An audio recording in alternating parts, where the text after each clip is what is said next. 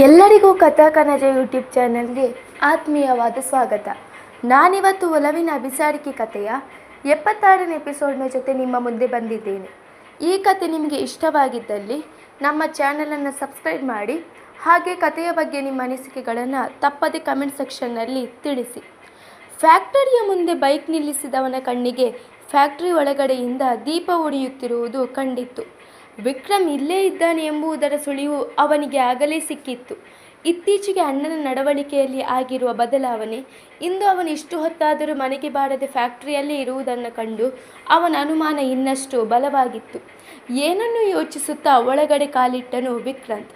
ಸೂಡು ದಿಟ್ಟಿಸುತ್ತಾ ಕೈಕಟ್ಟಿ ಕೂತಿದ್ದವನಿಗೆ ಅವನು ಒಳಬಂದ ಅರಿವಿಲ್ಲ. ಯೋಚನಾ ಮಗ್ನನಾಗಿರುವ ಅಣ್ಣನನ್ನು ಕಂಡವನಿಗೆ ಕಳವಳ ಆಗಿತ್ತು. ಅಣ್ಣ ಎಂದು ಸಣ್ಣದಾಗಿ ಕರೆದನು ವಿಕ್ರಾಂತ್. ಅವನ ಧ್ವನಿ ಕಿವಿಗೆ ಬಿದ್ದ ತಕ್ಷಣ ಯೋಚನಾ ಸುಳಿಯಿಂದ ವಾಸ್ತವಕ್ಕೆ ಮರಳಿದವನು, ವಿಕ್ಕಿ, ನೀನಿಲ್ಲಿ ಇಲ್ಲೇನೋ ಮಾಡ್ತಾ ಇದ್ದೀಯಾ? ಮನೆಗೆ ಹೋಗೋದು ಬಿಟ್ಟು ಎಂದು ಕಣ್ಣುಗಳನ್ನು ಅರಳಿಸಿ ಹೇಳಿದನು. ಅವನ ಮಾತು ಕೇಳಿ ಹುಬ್ಬು ಗಂಟು ಹಾಕಿಕೊಂಡ ವಿಕ್ರಾಂತ್ ತುಸು ಗಂಭೀರವಾಗಿ, ಅದನ್ನು ನೀನಲ್ಲ, ನಾನು ಕೇಳಬೇಕು. ಇಷ್ಟು ಹೊತ್ತಲ್ಲಿ ಒಬ್ಬನೇ ಫ್ಯಾಕ್ಟ್ರಿಯಲ್ಲಿ ಕೂತು ಏನು ಮಾಡ್ತಾ ಇದ್ದೀಯಾ? ನೀನಿನ್ನೂ ಮನೆಗೆ ಬಂದಿಲ್ಲ ಅಂತ ಅದಕ್ಕೆ ಎಷ್ಟೊಂದು ಗಾಬರಿ ಆಗಿದ್ದಾರೆ ಅಂತ ನಿನಗೆ ಗೊತ್ತಾ? ಆಗ್ಲಿಂದ ಫೋನ್ಗೆ ಟ್ರೈ ಮಾಡ್ತಾ ಇದ್ದೀನಿ, ರಿಸೀವ್ ಮಾಡಿ ಎಲ್ಲಿದ್ದೀನಿ ಅಂತ ಹೇಳೋಕೇನೋ ನಿನಗೆ? ತಾನ್ಯಂತೂ ಬೆಳಿಗ್ಗೆಯಿಂದ ರಚ್ಚೆ ಹಿಡಿದು ಅಳ್ತಾ ಇದ್ದಾಳೆ, ನೀನೆಲ್ಲೂ ಕಾಣಿಸ್ತಿಲ್ಲ ಅಂತ. ಸ್ವಲ್ಪನಾದರೂ ಮನೆಯವರ ಬಗ್ಗೆ ಯೋಚನೆ ಇಲ್ವೇನೋ ನಿನಗೆ? ನಾನು ಇತ್ತೀಚೆಗೆ ನಿನ್ನನ್ನು ನೋಡ್ತಾನೇ ಇದ್ದೀನಿ.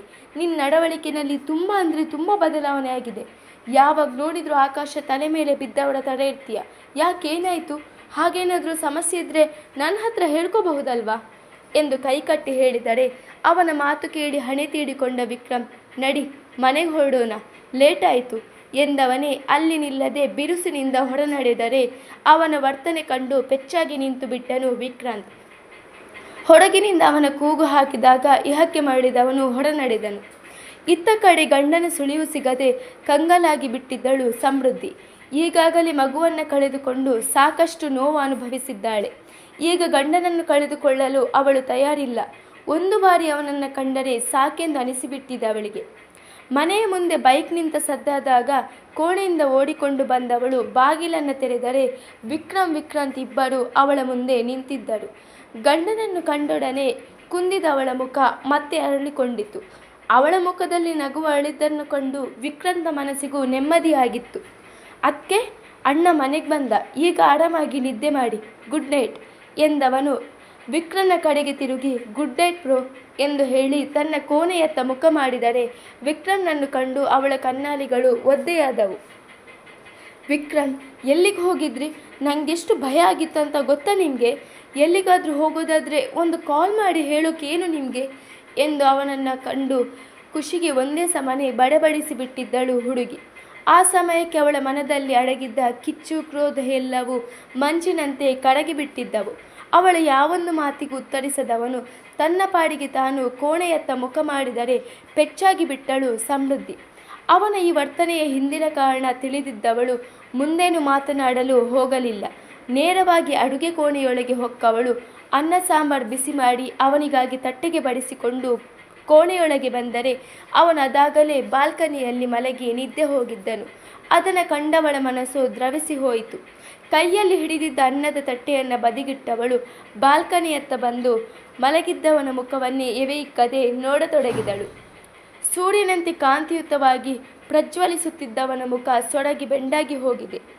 ಕಣ್ಣುಗಳ ಸುತ್ತ ಕಪ್ಪು ವರ್ತಲ ಬಂದು ರೋಗಗ್ರಸ್ತನಂತೆ ಕಾಣುತ್ತಿದ್ದನು. ಅವನ ಇಂದಿನ ಈ ಪರಿಸ್ಥಿತಿಗೆ ತಾನೇ ನೇರವಾದ ಕಾರಣ ಎಂದು ಹೇಳಿ ಅವಳ ಮನ ರೋಧಿಸಿತು. ಮೈ ಮನಸ್ಸು ಭಾರವಾಗಿದ್ದಾಗ ನಿದ್ದೆ ಕೂಡ ಹತ್ತಿರ ಸುಳಿಯಲಾರದು.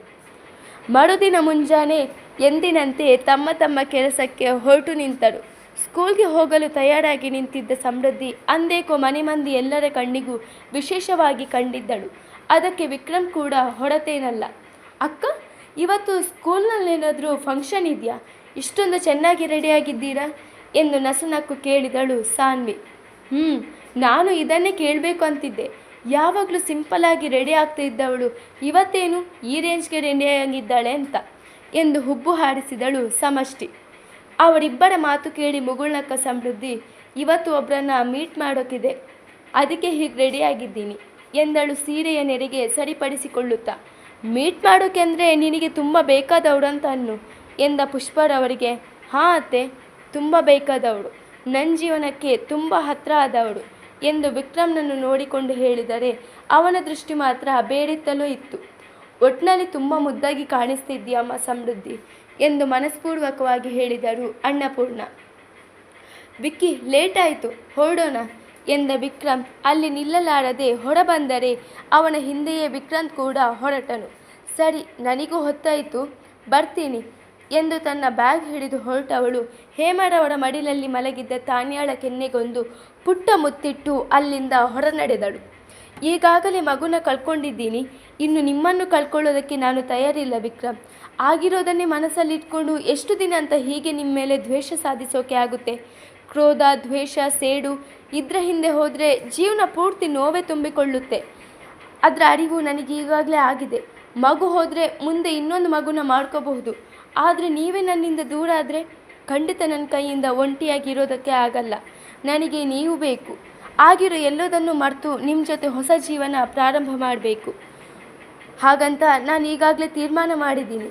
ಇಷ್ಟೆಲ್ಲ ಆದಮೇಲೂ ನಿಮಗೆ ಇನ್ನೊಂದು ಅವಕಾಶ ಕೊಡದೆ ಹೋದರೆ ತುಂಬ ದೊಡ್ಡ ತಪ್ಪಾಗುತ್ತೆ.